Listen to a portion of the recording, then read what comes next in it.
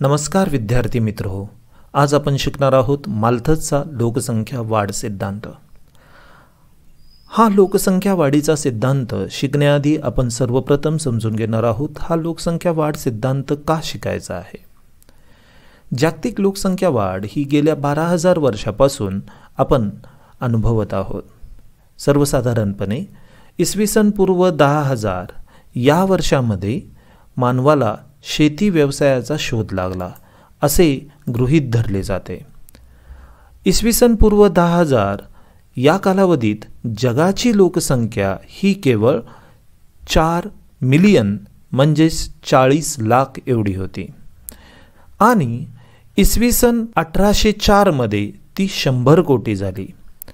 म्हणजे सर्वसाधारणपणे या ठिकाणी आपल्याला 100 कोटी लोकसंख्या झालेली दिसून येते। जर या ग्राफचा विचार केला तर आपल्याला दिसून येतं की लोकसंख्येची वाढ ही या पॉइंटपासून 7.7 म्हणजे 770 कोटी ही लोकसंख्येची वाढ होत असताना लागणारा कालावधी हा अतिशय कमी होता आणि त्यामुळेच ही लोकसंख्या वाढ झपाट्याने का झाली आणि या लोकसंख्या वाढीच्या प्रश्नाला पहिल्यांदा ज्या व्यक्तीने वाचा फोडली अशा व्यक्तीचा सिद्धांत म्हणजेच माल्थसचा लोकसंख्या वाढ सिद्धांत आहे। जागतिक लोकसंख्या वाढीचा थोडासा आढावा घेऊयात आणि त्यानंतर आपण लोकसंख्या वाढ सिद्धांताकडे वळू। इसवी सन 0 मध्ये जगाची लोकसंख्या केवळ 2 कोटी होती आणि 1804 मध्ये ती 50 पट झाली, 100 कोटी झाली। 1800 वर्षात ती 100 कोटी झाली आणि 100 कोटीची ती दुप्पट 200 कोटी ही केवळ 126 वर्षात झाली। त्यानंतर 200 कोटीची 400 कोटी लोकसंख्या ही 44 वर्षामध्ये झाली। जगाची लोकसंख्या 11 जुलै 1987 रोजी 500 कोटी ही झाली। जागतिक लोकसंख्या हिचा विस्फोट झालेला आहे हे जगास समजून यावे म्हणून आपण लोकसंख्या विस्फोट दिन हा साजरी करतो। 2023 साली ही जगाची लोकसंख्या 800 कोटी होणार आहे।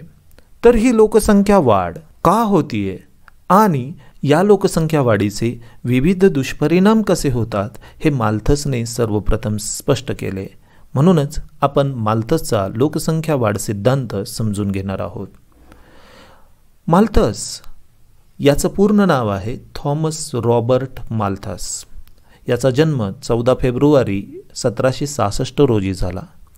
सर्वसाधारणपणे त्याचा कालखंड 1766 ते 1835 होता आणि त्याने जो सिद्धांत मांडला तो सिद्धांत 1798 मध्ये essay on principle of population as it effect future improvement of society या प्रबंधातून प्रकाशित केला। म्हणजे सर्वसाधारणपणे 220 वर्षापूर्वी त्याने हा सिद्धांत मांडलेला दिसून येतो। 220 वर्षापूर्वी असणारी ग्रेट ब्रिटनमधील अनुभवलेली परिस्थिती हीच माल्थसच्या लोकसंख्या वाढीच्या सिद्धांत मांडण्याला प्रेरक ठरलेली दिसून येते। माल्थसने 2 कारणांसाठी हा सिद्धांत मांडला। 2 कारणे कोणती आहेत तर त्याला असं आढळून आलं की इंग्लंडमध्ये अन्न टंचाई ही निर्माण झालेली आहे। शेती जुनाट पद्धतीने केली जाते, कृषी उत्पन्न हे कमी कमी होत चाललंय आणि समाजामध्ये धार्मिक विचारसरणीचा पगडा आहे। परमेश्वर मानवाचे रक्षण व कल्याण करतो अशी त्या लोकांची श्रद्धा होती।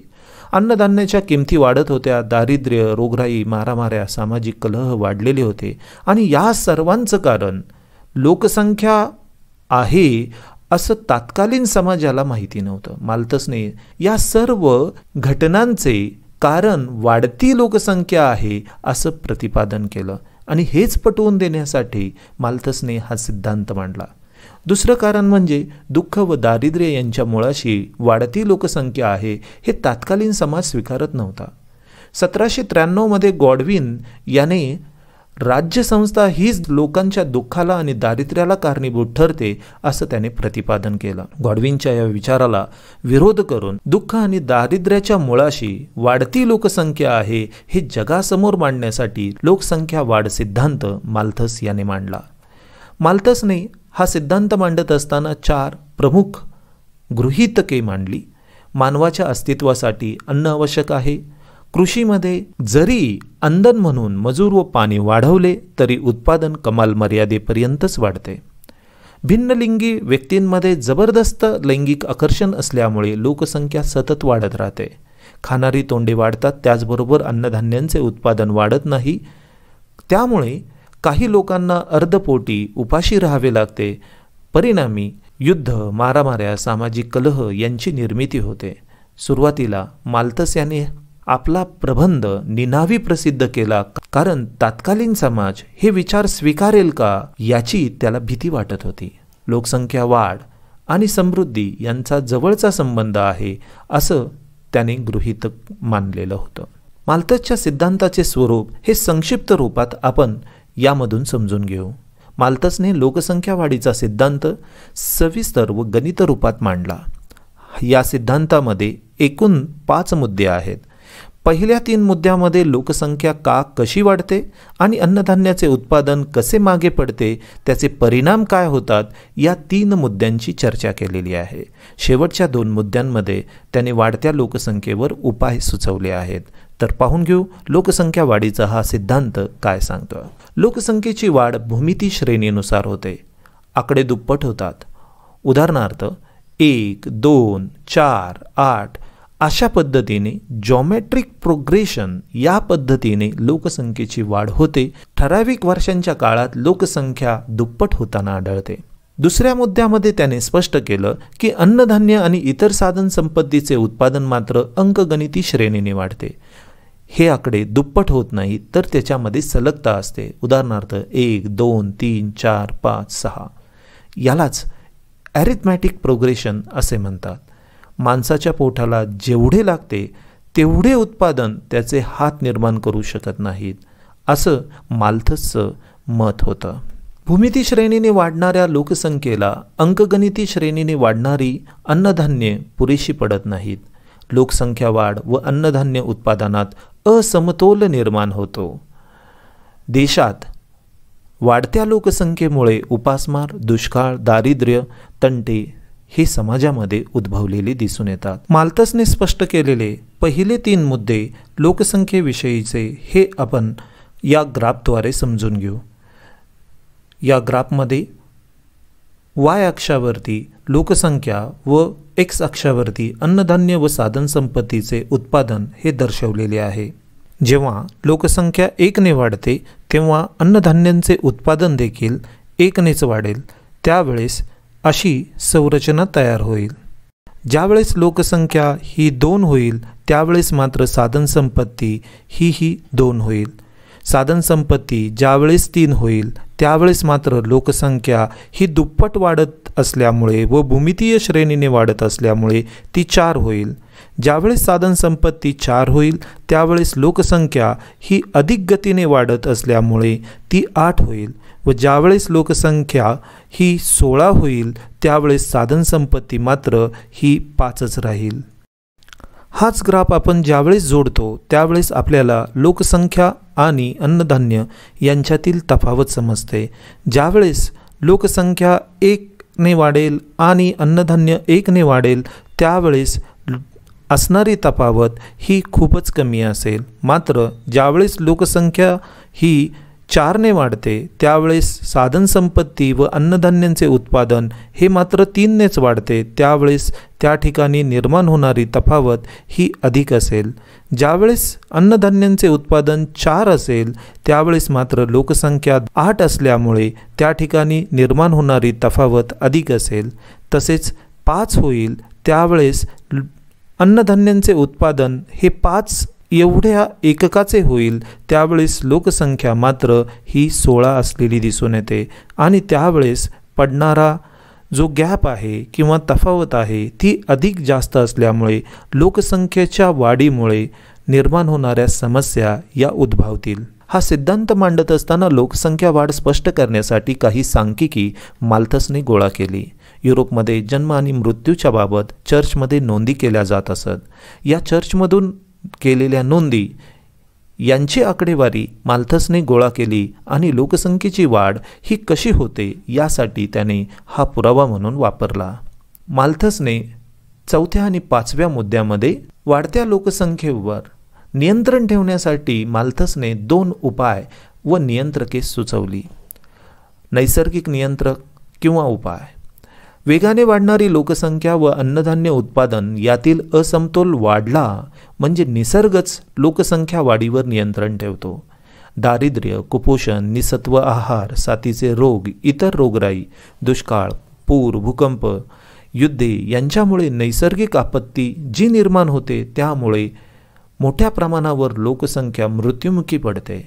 म्हणजेच मृत्यू प्रमाण हे वाढत जाते आणि नैसर्गिकरित्या लोकसंख्या ही कमी केली जाते. मानवाला बुद्धी सामर्थ्य असल्याने काही वेळा निसर्गाच्याच नियंत्रणाआधी मानवी नियंत्रके ही कार्यरत होतात. मानव स्वच्छेने जन्मदरावर बंधने आणतो. या संदर्भात माल्थसने 3 उपाय सुचवले. एक म्हणजे संयम.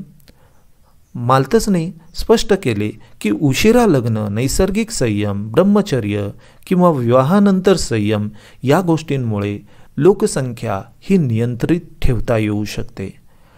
मात्र ही लोकसंख्या नियंत्रण जरी प्रतिबंधात्मक उपायातून सुचवलं असलं तरी हे प्रतिबंधात्मक उपाय सामान्य माणसांना पेलणारे नाहीत असं माल्थसचं मत होतं. शिक्षणाच्या प्रसारामुळे लोकांमध्ये लोकसंख्या वाढीवर नियंत्रण ठेवण्याची समज ही निर्माण होते असं माल्थसचं मत होतं. म्हणून शिक्षण प्रसार करून मोठ्या प्रमाणावर लोकसंख्या नियंत्रण करणे शक्य आहे असं माल्थसने त्याच्या प्रतिबंधात्मक उपायामध्ये सुचवलं. माल्थसच्या या सिद्धांतामधून आपल्याला समजते की लोकसंख्या का वाढते, तिचे कारण काय आहे आणि ही लोकसंख्या नियंत्रित ठेवण्यासाठी काय उपाययोजना केल्या पाहिजेत हे या सिद्धांतामधून स्पष्ट होतं. असा असणारा सिद्धांत यावर अनेक आक्षेपही नोंदवले गेले. माल्थसच्या मते भूमिती श्रेणीने लोकसंख्या वाढते, परंतु जगामध्ये भूमिती श्रेणीने कोणत्याच देशात लोकसंख्या वाढत नाही. उलट पाश्चिमात्य देशामध्ये लोकसंख्या ही घटली आहे. त्यामुळे माल्थसचे हे विधान असत्य आहे असं काही तज्ज्ञांनी मांडलेलं दिसून येतं. अन्नधान्यांचे उत्पादन गणिती श्रेणीने वाढते हे विधान देखील काही तज्ज्ञांच्या मते चुकीचे आहे. कारण विज्ञान आणि तंत्रज्ञानाच्या प्रगतीमुळे कित्येक देशात कृषी उत्पादनात गणिती श्रेणीऐवजी अधिक प्रमाणात वाढ झाली. उदाहरणार्थ अमेरिका, कॅनडा, ऑस्ट्रेलिया यासारखे देश अन्नधान्यांची मोठ्या प्रमाणावर निर्यात करतात. म्हणजेच त्यांना आवश्यक असणाऱ्या अन्नधान्यांपेक्षा कित्येक पटीने त्या अन्नधान्यांची निर्मिती करत आहेत. म्हणून माल्थसने जे विधान वापरलं, लोकसंख्या ही भूमिती श्रेणीने वाढते आणि अन्नधान्यांची निर्मिती मात्र ही गणिती श्रेणीने होते, हे विधान आपल्याला सध्याच्या काळात असत्य झालेलं दिसून येतं. माल्थसने असे गृहीत धरले होते की स्त्री पुरुष यांच्यामध्ये जबरदस्त लैंगिक आकर्षण असते आणि ते कायम असते. यामुळे लोकसंख्येची भरमसाठ वाढ होते. परंतु असे सर्वच देशामध्ये घडलेले दिसून येत नाही. फ्रान्ससारख्या देशामध्ये आकर्षण असूनही राहणीमानाचा दर्जा टिकवण्यासाठी निर्धारपूर्वक लोकसंख्या नियंत्रित ठेवली गेलेली दिसून येते. माल्थसने असे प्रतिपादन केले होते की माणसाच्या पोटाला जेवढे खायला लागते तेवढेच त्याचे 2 हात अन्न धान्य यांची निर्मिती करू शकतात. परंतु माल्थसचे हे विधान देखील खोटे ठरले. मानवाचे 2 हात त्याच्या पोटाच्या क्षमतेपेक्षा जास्त अन्नधान्याची निर्मिती करतात हे आपल्याला सत्य ठाऊकच आहे. लोकसंख्येच्या वाढीबरोबर जमीन वाढवता येत नाही हे माल्थसचे विधान देखील सत्य ठरलेले दिसून येत नाही. मानव त्याच्या तांत्रिक प्रगतीमुळे समुद्र मागे हटवून त्याचा तळभाग मिळवण्याचे प्रयत्न सुरू झाले आहेत. याचं उत्तम उदाहरण म्हणजे दुबईमध्ये समुद्र तळावर भर टाकून अनेक शहरे वसवलेली दिसून येतात. पाम सिटी हे त्याचं उत्तम उदाहरण आहे. कॅनन याच्या मते जगातील औद्योगिकदृष्ट्या पुढारलेल्या राष्ट्रामध्ये लोकसंख्येची तुलना अन्नधान्याच्या पुरवठ्याशी न करता राष्ट्रीय उत्पन्नाशी करणे उचित ठरेल. अन्नधान्य हा लोकांच्या राहणीमानाचा दर्जा ठरवणारा एक घटक आहे. त्यामुळे लोकसंख्येची तुलना राहणीमानाचा दर्जा व दरडोई उत्पन्न यांच्याशी केली पाहिजे असं कॅनन यांनी मत मांडलं. माल्थस यांचा भविष्यकालीन प्रगतीचा अंदाज चुकीचा ठरला. तांत्रिक प्रगतीमुळे जगाची उत्पादन क्षमता ही भरपूर वाढलेली दिसून येते। त्यामुळे एखाद्या देशात अन्न नसेल तर परदेशातून आयात करणे शक्य असलेले दिसून येते। लोकसंख्या वाढ म्हणजे संकट हा माल्थसचा विचार चुकीचा ठरला। चीनसारख्या देशामध्ये लोकसंख्या वरदान ठरली आहे, तेव्हा लोकसंख्या वाढ म्हणजे संकट हा माल्थसचा विचार चुकीचा ठरलेला दिसून येतो। लोकसंख्या निर्बंधाचे माल्थसने सुचवलेले प्रतिबंधात्मक उपाय हे सामान्य माणसांना पेलणारे नाहीत असं त्याचं विधान होतं। मात्र सध्या सर्वसामान्यांना देखील हे प्रतिबंधात्मक उपाय वापरता येऊ लागले आहेत। त्यामुळे लोकसंख्या नियंत्रण ठेवणे शक्य झाले आहे। माल्थसचा हा सिद्धांत पूर्णपणे स्वतंत्र आहे असे म्हणता येणार नाही, कारण माल्थसपूर्वी लोकसंख्या जलद गतीने वाढते हे मॅकिएव्हेली आणि बोटेरा या तज्ज्ञांनी देखील स्पष्ट केले होते। माल्थस यांनी सिद्धांतासाठी वापरलेली आकडेवारी ही चर्चमधून गोळा केली होती। ती खूपच मर्यादित स्वरूपात होती आणि या लहानशा आकडेवारीवरून त्याने संपूर्ण जगाचा लोकसंख्या वाढीचा सिद्धांत मांडला आणि त्यामुळे ही आकडेवारी खूपच मर्यादित आहे असं दिसून येतं। त्याचबरोबर स्थलांतर या घटकाकडे देखील माल्थसने दुर्लक्ष केलेले आढळते। माल्थसच्या या सिद्धांतावर जरी विविध टीका झाल्या तरी माल्थसच्या सिद्धांताचे महत्त्व हे कमी होत नाही, कारण माल्थस पूर्वीच्या तज्ज्ञांनी मांडलेले जे काही विचार होते तेच विचार संकलित करून त्यामध्ये एकसूत्रता व नियम आणून लोकसंख्या वाढ सिद्धांत हा माल्थसने मांडला। माल्थसच्या सिद्धांतामुळे प्रथमच लोकसंख्येचा प्रश्न सामाजिक शास्त्राच्या अभ्यासात समाविष्ट झालेला दिसून येतो। माल्थसच्या सिद्धांतामुळेच लोकसंख्येच्या प्रश्नाला शास्त्रीय अधिष्ठान आले। माल्थसच्या सिद्धांतामुळेच लोकसंख्या प्रश्नाविषयी शास्त्रज्ञ, तत्त्वज्ञ, विचारवंत व नियोजक हे जागे झाले, त्यांचे लक्ष वेधले गेले। भारतासारख्या देशामध्येही या सिद्धांताचा विचार करून कुटुंब कल्याण स्वतंत्र विभाग निर्माण झाला आणि लोकसंख्या नियंत्रणासाठी अनेक विचार हे पुढे आले आणि विविध देशांनी त्यांच्या लोकसंख्येच्या पॉलिसी या देखील प्रसिद्ध केल्या। आक्षेपकांनी सुद्धा माल्थसचा सिद्धांत पूर्णपणे चुकीचा ठरवलेला नाही। आजपर्यंत कित्येक देशांच्या लोकसंख्या वाढीबाबत माल्थसचा सिद्धांत हा सार्थ ठरलेला दिसतो। हॅझिलेटच्या मते माल्थसच्या विचाराने लोकसंख्या विषयक विवेचनाला फार मोठी चालना मिळाली। विल्यम पॅरिसन यांच्या मते माल्थसचे निष्कर्ष पूर्णतः नवीन व सर्वस्वी सत्य नसले तरी आजही लक्षणीय आहेत। लोकसंख्या प्रश्नाला माल्थसनेच सर्वप्रथम वाचा फोडली। विविध देशांनी लोकसंख्या वाढीचे नियोजन यामुळेच केलेले दिसून येते। मला वाटतं हा सिद्धांत तुमच्या लक्षात आला असेल। मी पुन्हा एकदा या सिद्धांताचा सारांश लक्षात घेतो। सिद्धांत मांडण्याची दोन कारणे ही माल्थसला वाटली। एक म्हणजे लोकसंख्या वाढ, यामुळे बेकारी, दारिद्र्य निर्माण होते, आणि दुसरं म्हणजे इंग्लंडची त्यावेळेची तत्कालीन परिस्थिती, यामुळे लोकसंख्या वाढ हेच त्याचे कारण आहे हे सिद्धांतामधून स्पष्ट करण्यासाठी माल्थसने लोकसंख्या वाढ सिद्धांत मांडला। माल्थसने 5 मुद्द्यामध्ये हा सिद्धांत मांडला। पहिले 3 मुद्दे लोकसंख्या का कशी वाढते, अन्नधान्य आणि लोकसंख्या वाढ यांच्यात तफावत कशी आहे हे त्याने सांगितलं। चौथ्या आणि 5व्या मुद्द्यामध्ये लोकसंख्या नियंत्रित ठेवण्याचे उपाय सांगितले।